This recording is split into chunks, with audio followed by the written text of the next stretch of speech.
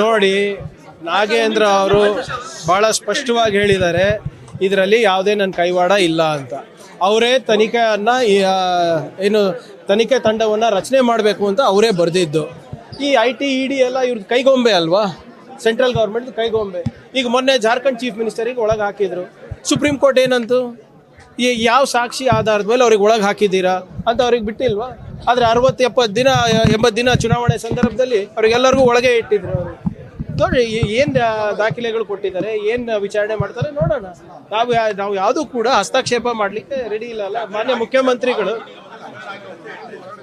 ವಾಲ್ಮೀಕಿ ನಿಗಮದಲ್ಲಿ ಹಗರಣ ಆಗಿರೋದು ಅಂತ ಸ್ವತಃ ನಾಗೇಂದ್ರ ಅವರೇ ಒಪ್ಕೊಂಡಿದ್ದಾರೆ.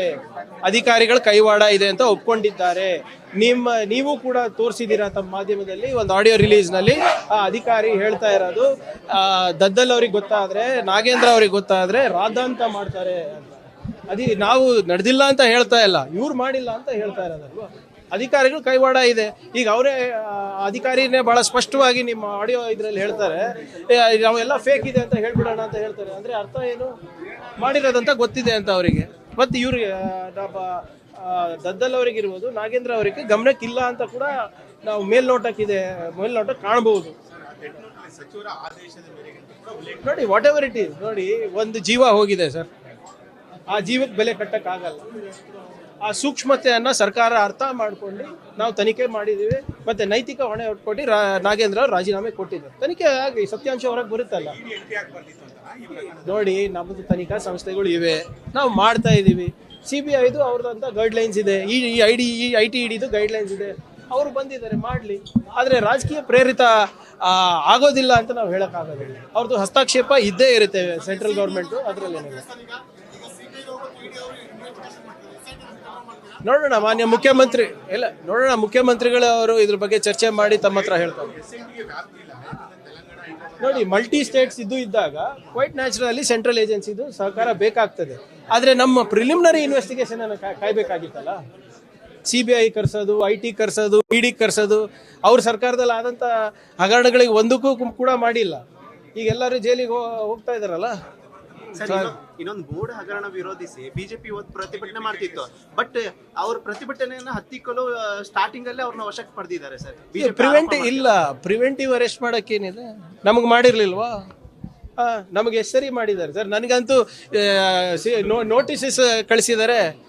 ಈಗ ನೀವು ಮೂಢ ಹಗರಣ ನಡೆದಿದೆ ಅಂತ ಹೇಳ್ತಾ ಇದ್ದೀರಾ.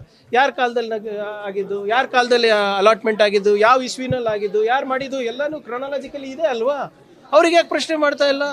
ಸನ್ಮಾನ್ಯ ಯಡಿಯೂರಪ್ಪ ಅವರು 2011ರಲ್ಲಿ ಸ್ಪೀಕರಿಗೆ ಒಂದು ನೋಟ್ ಕೊಟ್ಟಿದ್ರ ಇಲ್ಲ ಇಲ್ಲಿ ಮೂಢ ಬಗ್ಗೆ? ಅದಾದ್ಮೇಲೆ ಯಾಕೆ ತನಿಖೆ ನಡೆಸಿಲ್ಲ? ಹಿಂದಿನ ಸರ್ಕಾರದಲ್ಲಿ ಇದ್ರು, ಅದ್ರ ಬಗ್ಗೆ ಯಾಕೆ ತನಿಖೆ ನಡೆಸ್ತಾ ಇಲ್ಲ? ನಾನು ಹೇಳ್ತಾ ಇದ್ದೀನಿ ಪದೇ ನಮ್ಮ ಮಾಧ್ಯಮ ಸ್ನೇಹಿತರಿಗೆ ನಾನು ಮನವಿ ಮಾಡ್ಕೋತಾ ಇದ್ದೀನಿ, ದಯವಿಟ್ಟು ಅರ್ಥ ಮಾಡ್ಕೊಳ್ಳಿ. ಮೂಢ ಹಗರಣ ಇರ್ಬೋದು, ಬೇರೆದೇನು ಸೋಕಾಲ್ಡ್ ಹಗರಣಗಳಿರ್ಬೋದು, ಇವರು ಪಾಕ್ಸ್ಕೋ ಕೇಸ್ ಮುಚ್ಚಾಕ್ಲಿಕ್ಕೆ ಮಾಡ್ತಾ ಇರೋದು ಅಷ್ಟೇ. ಅದ್ರ ಬಗ್ಗೆ ಮಾತಾಡಿದಾರಾ?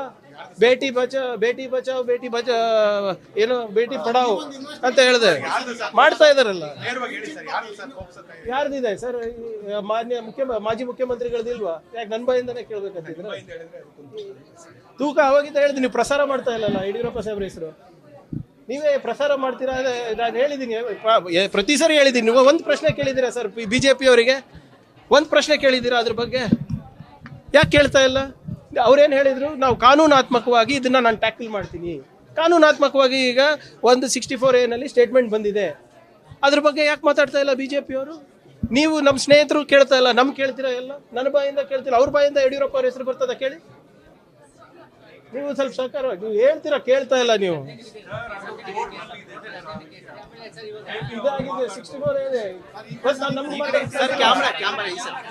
ಸದನದಲ್ಲಿ ಕೋರ್ಟ್ ವಿಚಾರದಲ್ಲಿ ಇದ್ದಾಗ ಮಾತಾಡಬಾರ್ದು ಅಂತ ಇದೆ. ಯಾವ್ದು ಮಾತಾಡಿದ್ದಾರೆ? ಎಲ್ಲ ಮಾತಾಡಿದ್ದಾರೆ. ಇನ್ನೊಂದು ಟ್ರೆಷರಿ ಬೆಂಚ್ ಹೆಂಗ್ ರೇಸ್ ಮಾಡಕ್ಕಾಗ್ತದೆ?